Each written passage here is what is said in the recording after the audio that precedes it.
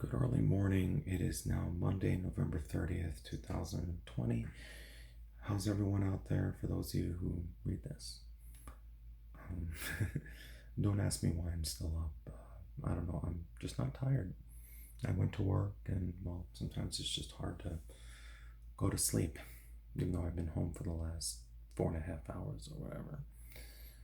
Obviously, I'm going to get into the Jets. Another disappointing effort against the Miami Dolphins. This time, at least, they weren't shut out, right?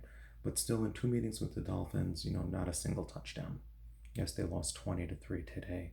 Well, yesterday. But, what can you say about today? It's just, yesterday.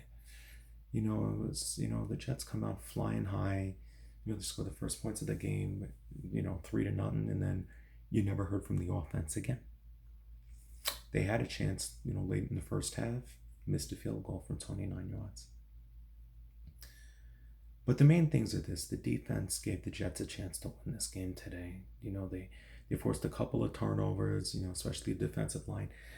Newsday graded them a B minus. I give them a better mark than that because I think, like I said, the defense gave the Jets a chance to win. Getting turnovers in plus territory. One of them was on the 26-yard line to no avail. And it was the same suspect play calling. Adam Gase took back the play calling duties from Doel Loggins, who'd been doing it, and it seemed like they had a little bit of success.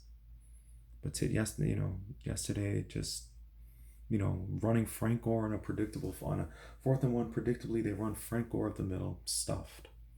I forgot how close that was. It was in the red zone. And as for the quarterback, like I said, I've said it before, 3 years ago you came on here and said, suck for Sam, blah, blah, blah. Here you are 3 years later, tank for Trevor, blah, blah, blah, It's, like I said, how many times? Trevor Lawrence is, first of all, no guarantee going to come to New York. Secondly, how do you know he's going to be this great quarterback? You don't know this. You don't know it. And you think he's going to be the savior to this franchise? Well, let him throw a pass. Because it seems like at this rate, this offensive line is going to get any quarterback killed. I don't care what kind of quarterback you are. It's like I said, it is frustrating, and for Sam Darnold, again, at this time, since it was his first game back in a couple of weeks, he's basically on a prove it deal, saying, "Are you good enough to stay with this team? Or is your value going to be higher? Because if we draft Trevor Lawrence, you can't have the two of them compete for the start. You can't. You just can't. You've got someone coming off a rookie contract and then someone who's going to be drafted. If you have the two of them there, Darnold's going to get traded. And, maybe a fresh scenery away from New York might do him good. Not everyone makes it in New York. It's the simple fact, but so today he failed. Today was a failure. I know with all respect to the Dolphin defense, they are a good defense, but Sam made a couple of careless throws today that were intercepted. One was in plus territory. Tried to do too much, and instead of simply throwing the ball away, he gets intercepted. Throwing it into double coverage. Xavier Howard, one of the best defenders in all the NFL in the secondary, intercepted. And the mistakes were so glaring. It's the same thing. Take the ball across his body and try to make something of it. And it's the same old thing. Again, a missed field goal by Sergio Castillo, who's been great. His only miss was a blocked field goal against the Chiefs. All else, he'd been great. 29-yard field goal, missed. I understand missed field goals happen, but that was your chance to be within a score. You're down 13-3 at that point. In a way, the 6-4 Dolphins, they were begging the Jets to take this game today. They're like, come on, Jets. Come on, give us a fight. No urgence. The one thing I noticed, though, if if you saw the Jets last couple of weeks, I know the last time he came on here was after the Patriot game. They had a bye week last Sunday. They were in LA to play the Chargers. With all due respect to Justin Herbert, who, shredded our paper thin and experienced secondary, along with Keenan Allen, the offense went toe to toe. They look great. They looked great. They scored 26 points. But you know what though? They still came short. Now I give them credit because last week they didn't they went down 18 points twice in the game, and they didn't quit. They showed, and you're thinking, what? You think, okay, Darnold's back, but no. Usually, most of the time, they give up. Or they would have thrown in the towel if they were down 18 points, 31-13 or whatever. But the last couple of weeks, the offense, especially having our three weapons, and Darnold has no excuse. I understand it was the first time with Perriman, Mims, and Crowder, but where was it? 197 yards and 2 interceptions, and you only had 60 something passing yards in the second half. Why does it sound like the Buffalo game all over again?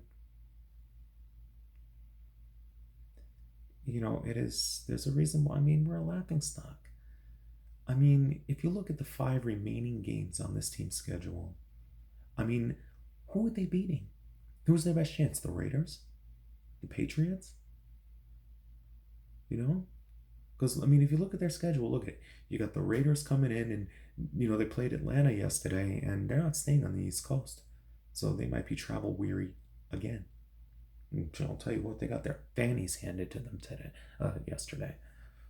But then you look at, they're flying home and then coming back east. So that fatigue. All else, you're going to the West Coast against the Seahawks first, then the Rams. You come home for Cleveland, and then you go to New England to wrap up the year.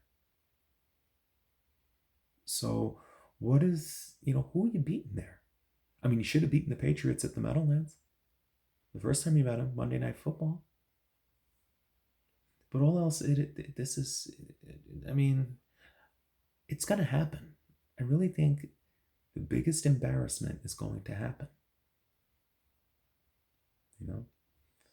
And some people say fire. We've been saying for a while, fire Gase.